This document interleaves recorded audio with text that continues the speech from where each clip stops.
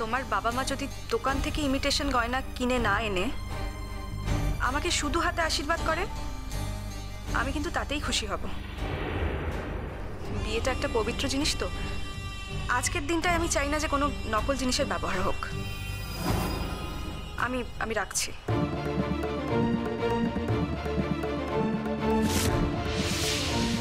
আমি বিশ্বাস করি তোমার সঙ্গে যার বিয়ে হচ্ছে সে একজন চরিত্রহীন, লম্পট, মিথ্যেবাদী। খবরদার আমি।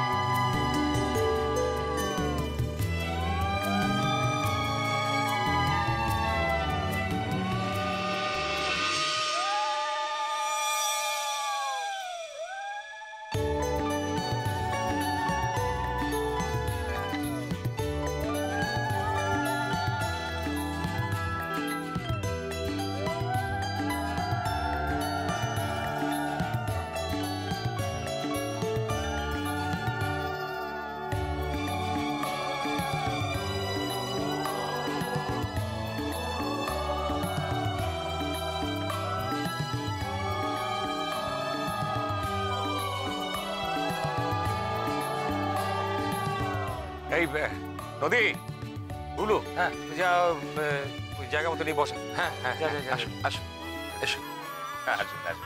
প্লিজ আসো নদী, আসতে কোনো অসুবিধা হয়নি তো? মানে আমাদের বাড়িটা এত দূরে। না না না, অসুবিধার কি আছে? হ্যাঁ, তবে একটু দূরে। ছেলে যেখানে মেয়ে পছন্দ করেছে সেখানে তো আসতেই হবে। আমাদের সব ঘটনা শুনেছেন তো? হ্যাঁ হ্যাঁ, না কি হয়েছে বলুন তো? হ্যাঁ শুনেছিলাম একটুখানি, ওই সূর্য বোধহয় দিদিকে ফোন করে বলেছিল ওই গয়নার ব্যাপারে কিছু, সবটা ভালো করে শুনিনি। কি হয়েছে বলুন তো? গয়না চুরি হয়েছে শুনলাম। আপনাকে কি বলবো তীর্থবাবু, আমরা যে বিপন্নতার মধ্যে পড়েছি আপনার বলে বোঝাতে পারবো না। আমরা যে এত লজ্জিত কি আর বলি। আপনারা জানেন না আমাদের বাড়িতে সাংঘাতিক ডাকাতি হয়েছে, জানেন তো? ডাকাতি? ডাকাতি হয়েছে আপনাদের? না না, সে তো যা করার আমি করব। অ্যাকচুয়ালি পুলিশের হাই প্রোফাইল সবাই আমার খুব বন্ধু বান্ধব। চোর পালিয়ে যাবে কোথায়? সব ফেরত দিয়ে দেবে। বুঝতেই তো পারছেন, ছেলের বৌভাত বলে কথা। ওই 20 লক্ষ টাকা বাড়িতে তুলে রেখেছিলাম। সেটা বুঝতে পারছেন আমার যা স্ট্যাটাস, 4-5 হাজার লোক তো আমরা নিমন্ত্রণ করতামই, কিন্তু ওই নয় করে এখন ওই 1500 মতো করেছি। আপাতত ছোট করে করছি, পরে বড় করে একটা পার্টি দিয়ে দেবো আর কি। বাবা, 9 করেও 1500? কি বলছেন দাদা? এ তো কিছুই নয়। আসলে আপনারা তো আর আমাদের বাড়িতে গেলেন না, গেলে বুঝতে পারতেন। না না, গিয়ে বুঝতে হবে কেন? আপনাদের কথা শুনেই তো বুঝতে পারছি আপনারা ভদ্রলোক। আপনারা কি আর বাজে কথা বলবেন? তা শুধু গয়নার উপর দিয়ে গেছে নাকি কি একটা 20 লাখ টাকার কথা বলছিলেন না? হ্যাঁ, পুরো 20 লাখ টাকা গায়েব হয়ে গেছে। যে নিয়েছে আমার মনে হয় সে আমাদের চেনা পরিচিতর মধ্যেই নিয়েছে। অ্যাকচুয়ালি আমি ভাবছি যে এই একদিনের মধ্যে এই 20 লক্ষ টাকা আমি কি করে অ্যারেঞ্জ করব। আসলে ওর যারা বন্ধু বান্ধব আছে আই মিন বিজনেস সার্কেলে তাদেরকেও বললে ওরা এক্ষুনি ওদেরকে হেল্প করে দেবে, কিন্তু ও কিছুতেই জানেন তো বলতে চাইছে না, বলছে না আমি মাথা নিচু করব না। অথচ দেখুন বাড়িতে একটা অনুষ্ঠান আর পরশু ক্যাটারার এবং সমস্ত খরচাই করতে হবে আমাদেরকে। কি যে আমরা অথৈ জলে পড়েছি, আর কালকে আবার তার মধ্যে ছুটির দিন পড়েছে। তাহলে কি হবে? কিভাবে ম্যানেজ করবেন ভাবছেন? জানি না, আমি ঠিক কিছু বুঝতে পারছি না। সূর্য তো প্রচন্ড আপসেট, একবারে চুপ মেরে গেছে। বুঝতে পারছি না এখন কি করব। এরকম একটা ঘটনা যে ঘটবে আমরা তো কিছু ভাবতেই পারিনি। কিন্তু পার পাবেন কি করে ব্যাপারটা থেকে, আমি তো সেটাই বুঝতে পারছি না। আমার মিসেস যদিও একটা বুদ্ধি দিয়েছে, যদিও এটা খুব হাস্যকর বুদ্ধি আর কি। মোটেই হাস্যকর বুদ্ধি নয়, এটাই কাজের বুদ্ধি, বুঝেছো? দেখুন দাদা, বিয়েটা হয়ে যাওয়ার পর তো আপনারা আমাদের আত্মীয় হবেন, তাই না? ইনফ্যাক্ট আত্মীয় নয়, পরম আত্মীয় হবেন। তাই আমি ওকে বলেছিলাম যে বিয়ের জন্য আপনারা নিশ্চয়ই কিছু টাকা পয়সা বাড়িতে জোগাড় যন্ত্র করে রেখেছেন। বলেছিলাম যে যদি আপনারা এই 2-3 দিনের জন্য আমাদেরকে ওই টাকা পয়সাটা দিয়ে একটু হেল্প করেন তাহলে। সেই শুনে ও তো মানে এই মারে তো সেই মারে, আমাকে বলে কি আর কিছু বলতে পারলে না, আর কোনো প্রস্তাব ছিল না তোমার কাছে? আমি ওকে বোঝালাম যে দেখো বাবা, আগে তো মান সম্মান বাঁচাবে, তারপর তো অন্য সব। আর তাছাড়া এই বিয়েতে আমাদের তো কোনো দাবি দাবা নেই, আমরা তো কিছু চাইনি, তাই না? আর দেখে যদি আমার ছেলের সঙ্গে বিয়ে না হয় অন্য কোথাও বিয়ে হতো, সেখানে তো কিছু দিতেই হতো। আমরা তো সেসব কিছু চাইছি না, শুধু এই 2-3 দিনের জন্য যদি এই টাকাটা আমরা পেতাম তাহলে আর কি খুব ভালো হতো।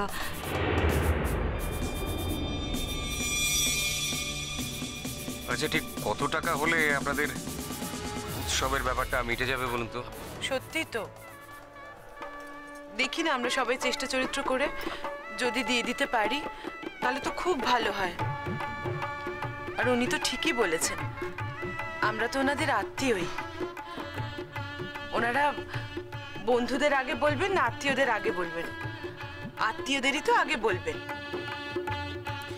না কিন্তু দাদা, 20 লাখ টাকা কিন্তু অনেকটা বড় রিস্ক ফ্যাক্টর। অতটা টাকা তুমি? না না, ছি, আপনাদেরকে প্রেশার দিচ্ছি না। আমি এটাও বলছি না যে আপনারাই টাকাটা দিন। আমি তো সূর্যকে বলেই দিয়েছি, দেখো তুমি বৌমাকে নিয়ে বাড়িতে চলে এসো। এই মুহূর্তে প্রোগ্রামটা আমরা করতে পারছি না। আমি দরকার পড়লে জনে জনে সবাইকে বলবো যে আমাদের প্রোগ্রামটা পোস্টপন হয়ে গেছে। এরকম এমার্জেন্সিতে কারোর কাছে টাকা ধার নিয়ে প্রোগ্রাম করার থেকে আমরা না করা ভালো। তবে হ্যাঁ তীর্থবাবু, একটা কথা আপনাকে আমি বলতে পারি, 3 দিনের মধ্যে আমার বাড়িতে পায়ে ধরে টাকা আমাকে দিয়ে যাবে। ও হজম করতে পারবে না, এটা আপনাকে আমি বলে দিলাম। আচ্ছা বুবলু, দিঘির বিয়ের জন্য তো আমরা কিছু টাকা তুলে রেখেছিলাম, তার তো পুরো টাকা আমাদের খরচ হয়নি। তাহলে বাকিটা যদি আমরা দুজনে মিলে অ্যারেঞ্জ করতে পারি, মানে ওই বিজনেসের ফান্ড থেকে আর কি। না আসলে ওনারা এতটা বিপর্যস্ত বোধ করছেন, বিপদে পড়েছেন। ঠিক আছে দাদা, তুমি যেটা ভালো বুঝবে সেটা করো।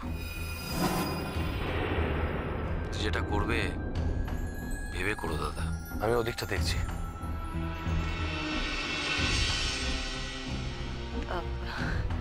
উনি বোধহয় মন খুলে মত দিতে পারলেন না। ঠিক আছে, থাক দাদা, দরকার নেই। যা হবে সেটা নয় আমরাই পরে বুঝে নেব। ঠিক আছে, পরেই না হয় রিসেপশনটা হবে। আমার হাজবেন্ড সবাইকে ফোন করে বারণ করে দেবে। কি আর হবে, একটু মান সম্মান হানি হবে, তার থেকে বেশি কিছু না। ওর ওটাই তো সব থেকে বড় জিনিস ম্যাডাম। ওটা গেলে আর থাকলো কি? না না, ব্লু সেরকম ছেলে নয়, আমি ওর সঙ্গে আলাদা করে কথা বলে নিচ্ছি। হ্যাঁ গো, তুমি দাও না ব্যবস্থা করে। দেখছো না ওনারা কত বড় বিপদে পড়েছেন, দাও না। দাদা, আপনার ভাইকে তো জানেন, কোনোদিনই টাকা পয়সা রাখার লোকই নয়। না, যদি ওর কাছে থাকতো তাহলে আমি নিশ্চয়ই। আমি সেটা এক্সপেক্ট করিনি নীলা। আমি যে কথাটা দিয়েছি সেটা নিজের ভরসাতেই দিয়েছি।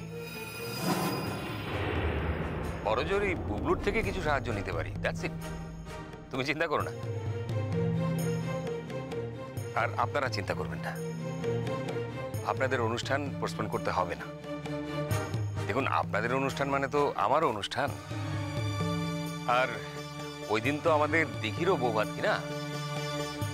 তাই আপনারা নিশ্চিন্ত মনে অনুষ্ঠান করুন। আমি কালকে আপনাদের বাড়িতে গিয়ে টাকাটা দিয়ে আসবো। আপনাকে কি বলে যে ধন্যবাদ দেবো বলার ভাষা নেই আমার কাছে। না না, ধন্যবাদ দেওয়ার কি আছে? ওই যে বলেন আত্মীয়তা, ওটাই তো পরম পাওনা।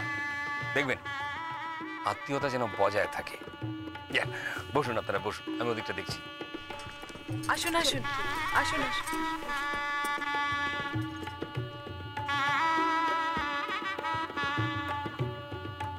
এই শোনো, তোমার বোন কেমন আছে গো? তুমি বিয়ের আসরে ড্রিঙ্ক করে এসছো?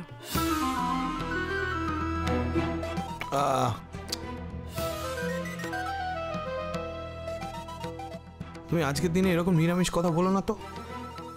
আরে তুমি তো আমার শালি হও। আমি যা শুনেছি তোমরা দুজন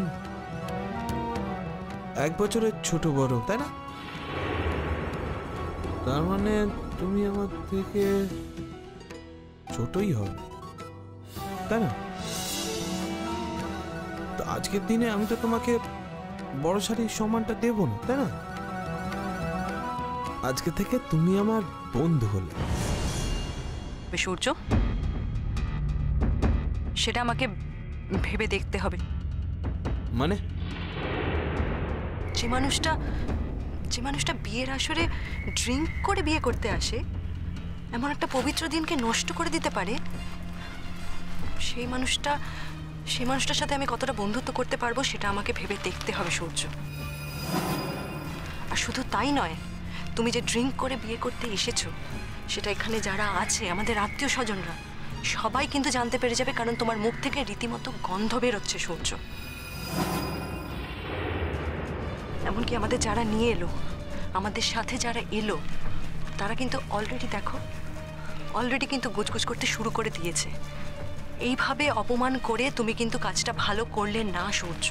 অ্যাটলিস্ট আমি এটা ভালো মনে নিলাম না। দিঘি যদি জানতে পারে কিভাবে রিয়্যাক্ট করবে তুমি জানো?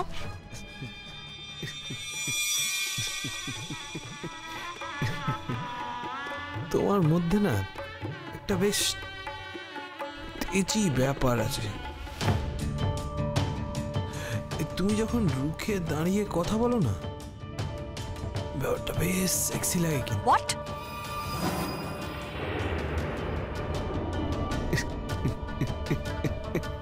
বলছিলাম শালি হয়েছে, একটুখানি ঠাট্টাই আর কি মারবো না?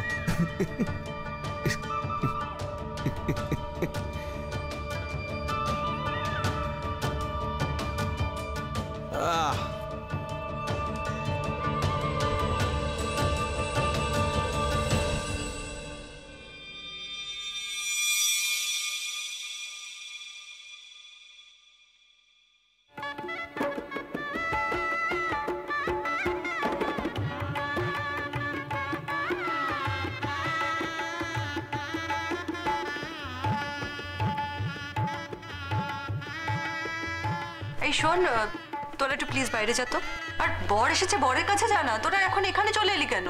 আর বরকেই তো দেখে এলাম। আরে তাতে কি হয়েছে? সে তো দূর থেকে দেখেছিস। এখন বড় আছে, বরযাত্রীও আছে, যা তাদের সঙ্গে একটু কথাবার্তা বল। আর দিঘিকে নিয়ে আমি বিয়ের আসরে যাচ্ছি। বড় মামু কিন্তু খুব তাড়া দিচ্ছেন, তোরা দেরি করিস না, যা। চল আসছি।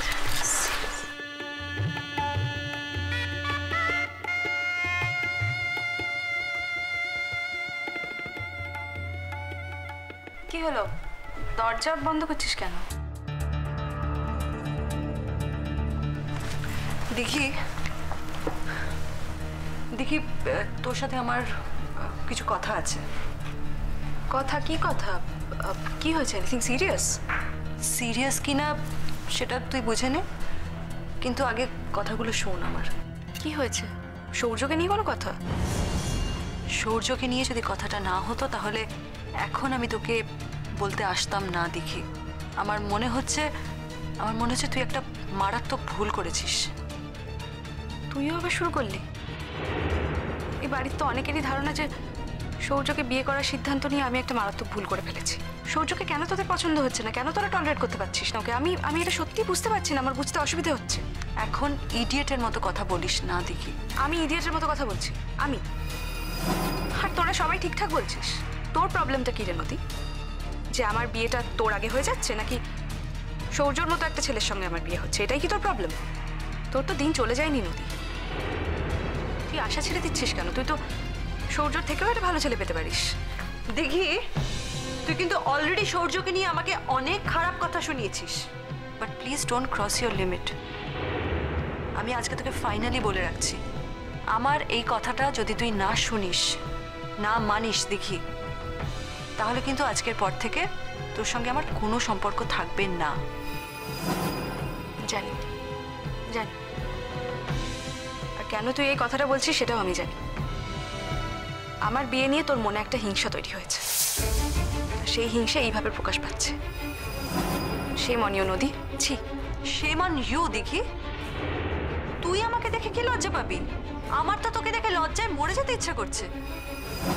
কোথায় আমি তোকে একটা কথা বলতে এলাম যেটা শুনলে তোর ভালো হতো, যে কথাটা তো শোনা উচিত ছিল সেটা না শুনে তুই আমাকে এই ধরনের বাজে কথা বলছিস। একটা কথা শুনে রাখ দেখি, আমার যদি সারা জীবন বিয়ে নাও হয় না, আমি তাহলেও সৌর্যর মতো একটা থার্ড ক্লাস ছেলেকে কখনোই বিয়ে করতে যাব না। শাট আপ নদী, তুই আমার বিয়ের দিনে আমার হাজবেন্ডকে এইভাবে অপমান করতে পারিস না। আচ্ছা সৌর্য তোকে কি করেছে বলতো যে তুই ওর সম্পর্কে এই কথাগুলো বলছিস? সূর্য যদি আমাকে কিছু করতো তাহলে আমি এইভাবে রিয়াক্ট করতাম না, কিন্তু সূর্য যা করেছে সেটাও পাবলিকলি করেছে। সূর্য একটা ইতর, একটা বর্বর, একটা অসভ্য ছেলে। সূর্য একটা ফালতু ছেলে। এনাফ ইজ এনাফ নদী, তুই আমার সঙ্গে কি সম্পর্ক রাখবি না? তুই যদি আমার হাজবেন্ডকে এভাবে অ্যাটাক করে কথা বলিস, ওর সম্পর্কে এরকম ইল কমেন্টস পাস করিস, তাহলে আমি তো কাল থেকে আর তোর সাথে সম্পর্ক রাখবো না রে। এই কথাটা মনে রাখিস। ভালোই হয়েছে, আবিরের কাছে গেলাম, আবিরের বিয়েতে পার্টিসিপেট করতে চাই না। এখন তুই আমার নিজের দিদি, ছোটবেলা থেকে তোর সঙ্গে বড় হয়েছে, তুই আমার এমনভাবে কথা শোনাচ্ছিস। বড় মামুর এই বিয়ে পছন্দ নয়, ছোটনের এই বিয়ে পছন্দ নয়। আচ্ছা তোদের ব্যাপারটা কি বলতো? কেন, তোদের সমস্যাটা কোথায়? আচ্ছা লাভ ম্যারেজ কি আর কেউ করে না? নাকি সৌর্যরা এত বড় লোক বলে আমাদের সঙ্গে মিলছে না বলে তোর একটা প্রবলেম হচ্ছে? ইনফিরিয়রিটি কমপ্লেক্সে ভুগছিস? হ্যাঁ, এতই বড় লোক যে বিয়ের দিন ইমিটেশনের গয়না দিয়ে বউকে আশীর্বাদ করতে চায়। থাক দেখি থাক, আর বলিস না কিছু তুই। নদী ওরা একটা বিপদে পড়েছে। ওদের বাড়িতে একটা সাংঘাতিক চুরি হয়ে গেছে জাস্ট গতকাল। এটা কি ওদের অপরাধ? তাছাড়া ওরা আমাকে ইমিটেশন গয়না দিয়েই আশীর্বাদ করুক আর কিছু না দিয়ে আশীর্বাদ করুক, তাতে তোর কিসের সমস্যা? সমস্যা তো আমার হওয়ার কথা। তোর কিসের সমস্যা সেটা আমি বুঝতে পারছি না। তুই কি আমার সঙ্গে ঝগড়া করবি দেখি? ঝগড়া আমি শুরু করিনি নদী, ঝগড়াটা তুই শুরু করেছিস। আমার হাজবেন্ডকে এইভাবে অ্যাটাক করে তুই সমানে কথা বলে যাচ্ছিস। আমার স্বামীকে আমার সামনে তুই এইভাবে কথা বলে যাবি? আর এত স্বামী স্বামী করিস না দেখি, বিয়েটা তো এখনো হয়নি।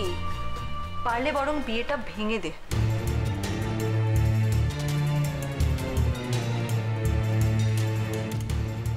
তুই তুই প্লিজ একবার থেকে যা নদী, আমি তোর সঙ্গে আর একটা কথা বলতে চাই না, প্লিজ তুই যা। কথাটা শুনলে তুই বুঝতে পারতিস দেখি যে এই কথাটা শোনা তোর জন্য কতটা প্রয়োজন ছিল।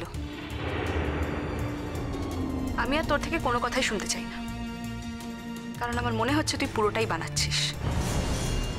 সৌর্য সম্পর্কে তুই যা বলবি বানিয়ে বলবি। কেন বলতো? তুই মারাত্মক জেলাস হয়ে গেছিস। আমার এই বিয়েটা তো সহ্য হচ্ছে না, আমার এই সৌভাগ্য তুই মেনে নিতে পারছিস না। ছোটবেলা থেকে একসঙ্গে বড় হয়েছি, আর তুই দেখছিস আমি এখন আকাশ ছুঁয়ে ফেললাম, আর তুই যে মাটিতে ছিলি সেই মাটিতেই পড়ে রইলি।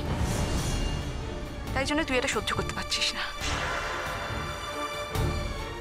আর কি বলতো, এগুলো বুঝতে আমার কোনো অসুবিধা হচ্ছে না, কারণ আমিও তো লেখাপড়া করেছি, নিতান্ত গোমুখ নই আমি। আর মানুষকে স্টাডি করার অভ্যেস আমার অনেক দিনেরই। আর তোকে তো আমি চিনি নদী, সেই জায়গা থেকে আমি কথাগুলো বলছি। ভুল করলি, তুই কিন্তু মারাত্মক ভুল করলি দেখি। তুই এইভাবে প্রতিবাদ করে করে এক একজনের কাছ থেকে কিন্তু দূরে সরে গেলি। তুই বড় মামুর কাছ থেকেও দূরে সরে গেছিস, তুই ছোটনের কাছ থেকেও দূরে সরে গেছিস, আর আবিরের কথা আমি ছেড়ে দিলাম, কারণ আবিরের বউকে নিয়ে সমস্যা, আমি সেই বিষয়ে কোনো কথাই বলতে চাই না। কিন্তু আজকের পর থেকে তুই কিন্তু ফাইনালি আমার থেকেও দূরে সরে গেলি দেখি। তোর কি মনে হয় তাতে আমি একেবারে জলে পড়ে যাব? তোকে ছাড়া আমার কোনো আশ্রয় নেই, কোনো গতি নেই, কিচ্ছু নেই।